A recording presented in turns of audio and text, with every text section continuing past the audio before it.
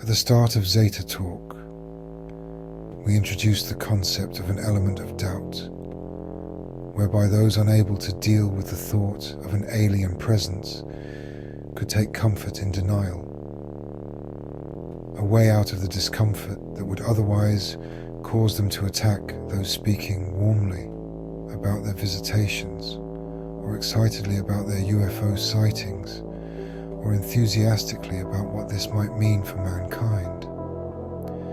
A way out that would avoid panic, turned inward, that might result in severe depression or suicide or madness.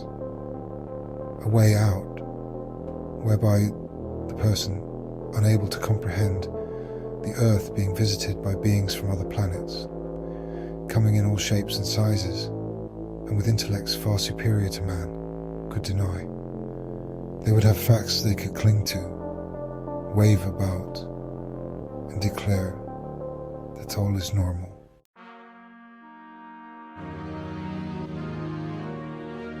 During the decades since Roswell, mass sightings have been few, and photographic proof debatable, and this is still the case.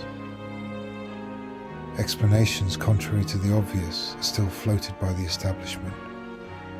For those who have this need, they can cling to the comfort that man is the center of the universe, and the only intelligent creature provides.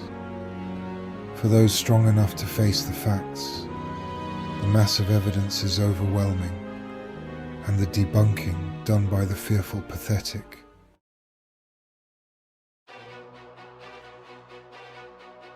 How would an element of doubt help mankind prepare for the coming cataclysms?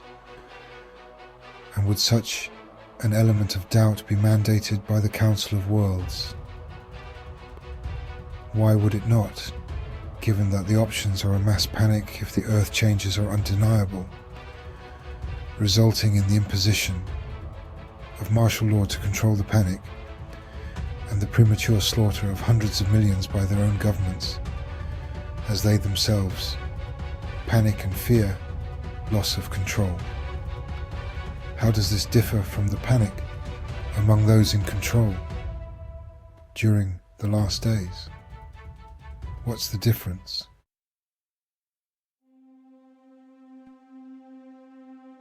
Death, when one has made their peace, said their goodbyes, and done all they could to help others, is far different from death experienced in a sudden horror, swamped by feelings of abandonment and the heartache of being unable to reach out to help others they love and care for.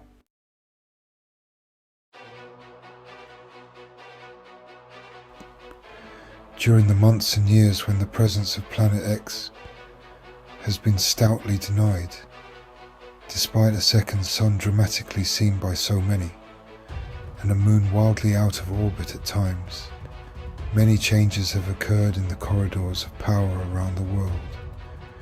Gone are the expectations that an escape to Mars or into the solid rock chambers on the dark side of the moon might be possible. Gone are the expectations that underground complexes would be safe.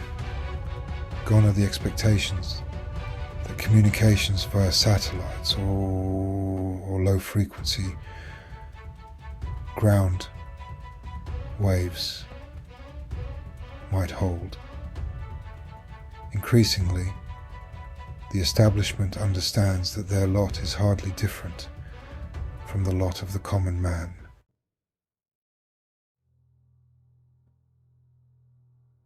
We have stated that martial law is unlikely to be called deliberately unless a firm date is known, as it is difficult to maintain for more than a short period of time. Thus no firm date, no martial law, but if the element of doubt is removed utterly, then with or without a date, martial law would not only be imposed suddenly, but during a state of panic on all sides, with the gunning down of those in the streets, gassing the hordes from planes overhead, and entombment in cities bombed all likely possibilities. Is panic only a possibility among the masses?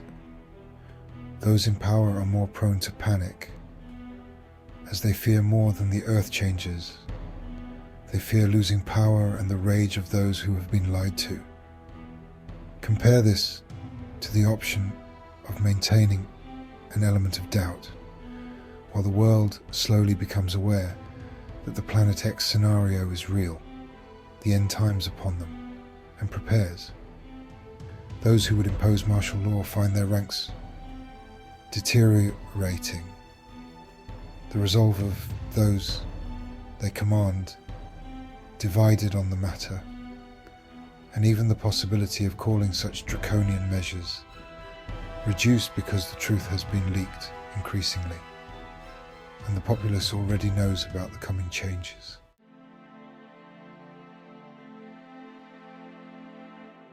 Compare this to the option of maintaining an element of doubt, while the world slowly becomes aware that the Planet X scenario is real, the end times upon them, and prepares. Those who would impose martial law find their ranks deteriorating. The resolve of those they command divided on the matter, and even the possibility of calling such draconian measures reduced, because the truth has been leaked increasingly, and the populace already knows about the coming changes. Few cultures have no prophecy or folklore to guide them in this matter, and the facts of what can be seen by those willing to look are increasingly clear. Thus, a lingering element of doubt allows the populace to take the steps those in the Council of Worlds hope will happen. Spiritual decisions on whether to sacrifice in order to help others or continue down a self-serving path. Closure on goodbyes that would otherwise result in hauntings by spirits looking for closure. Plans laid among those determined to survive in order to help others needing them in the aftertime.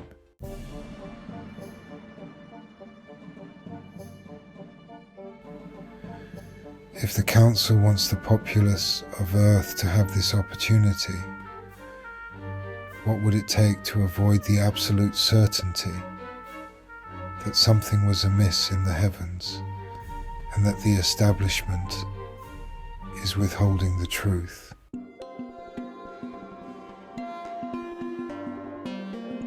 While not preventing the ultimate outcome or the overall time frame, pace the movement of Planet X such that the tilting and leaning and tipping of Earth simulates the seasons, while not avoiding the clash of planets that would occur naturally during the pole shift.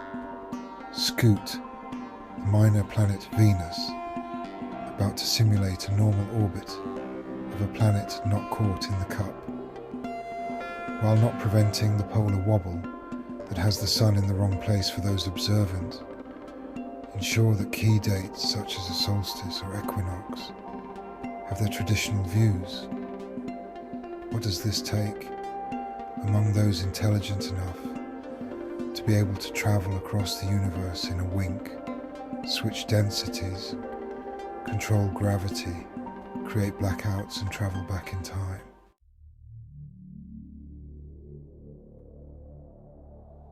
We have stated that the orbits are what they are due to particle flows, sweeping arms of particles from the sun, blasts of particles, not unlike the solar wind from the sun, that hold planets at bay in their orbits, gravity particles drifting back to the sun, pulling the planets toward the sun, and outbursts holding these same planets at a distance by the repulsion force.